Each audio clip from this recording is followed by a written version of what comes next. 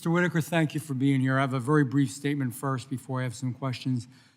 For 2 decades, as we know, Boeing has been promoted unqualified managers who've made disastrous decisions like outsourcing America's supply chains. You know, and this has happened, quite frankly, in government. It's happened in corporate America. It has happened at just about every level of our society. The best way to create opportunity for those who don't have it is not by lowering standards. It is by increasing education for them.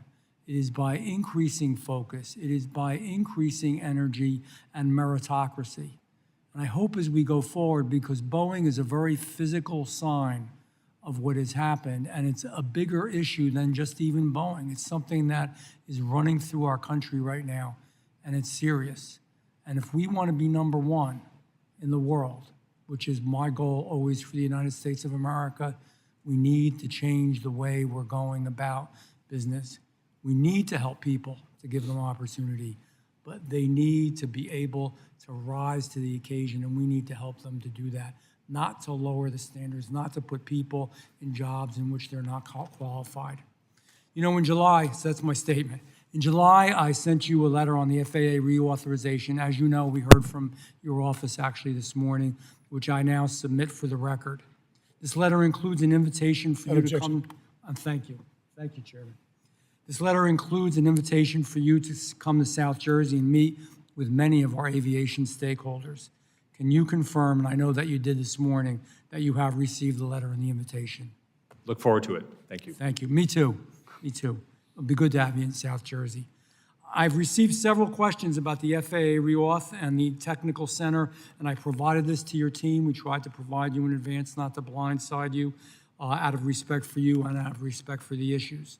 Under the new FAA law, the Next Gen Office will become the Airspace Modernization Office. The Airspace Modernization Office cannot succeed without control of program management functions related to technology integration. Does the FAA plan on reorganizing the Program Management Office as a component of the Airspace Modernization Act? Thank you, sir. First, I'll mention when I was deputy, I had the opportunity to visit the Tech Center several times, and I actually visited it very early in this tenure, but I look forward to coming there to visit, and I think it's not only a national treasure, but it's international standards for airspace research in this space. So looking forward to that. The reauth, I will say that we are, and this was mentioned several times in the opening comments, we are treating the provisions of reauth as a program that we have program management protocols around. So we're tracking all of the various items. With respect to the reorganization of NextGen, there's a working group that's looking at best practices, talking to all the teams within FAA, and we'll come up with a plan on how to reorganize that, and I'll keep you informed on that. Thank you, Mr. Whitaker. And I know the answers are short, and we'll have a lot more time to speak when you come down to South Jersey, but I just have a few more, and I appreciate your brief answers. The FAA codified the FAA Technical Center in statute. The statute means that the Technical Center, as you know, is now legally protected from predatory organizations or reorganizations, that it is locally controlled, and that it is the FAA's undisputed leader in technology, research, testing, and validation.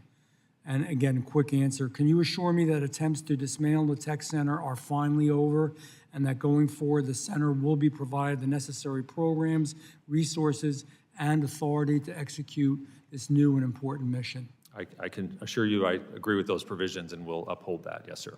Thank you, sir.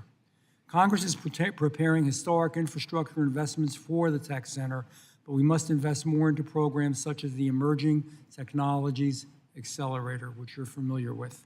This program would empower the Tech Center to solicit partnerships and develop innovative improvements for our aviation system. Can we work together? Can we work together and get the Emerging Technologies Accelerator in the fiscal 2026 FAA budget request? Can we do that? Yes, sir. Thank you. Section 961 of the FAA law established a Center for Advanced Aviation Technologies. I want to be unequivocal that under the Technical Center statute, overall management of this program legally falls under the center's jurisdiction. Is the FAA considering the Technical Center's new statutory authority in designing this very program? We'll certainly consider that authority, and there's a team working on what that advanced center would look like, so we'll keep you informed on that as well. You will. We would love to have that communication. South Jersey is prepared to absorb the responsibility. They are. They're ready to go. I am already working with the United States Air Force on a drone testing corridor in New Jersey, as you know. However, I don't think this program should be limited to a single test range in a single region.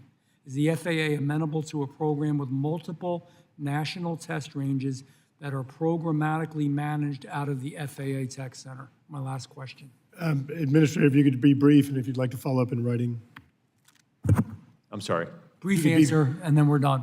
Yes, no, that's still being looked at, but we'll certainly keep you informed on how that plan gets put together. Please work with our office on that. Mr. Chairman, thank you for your discretion. I yield back.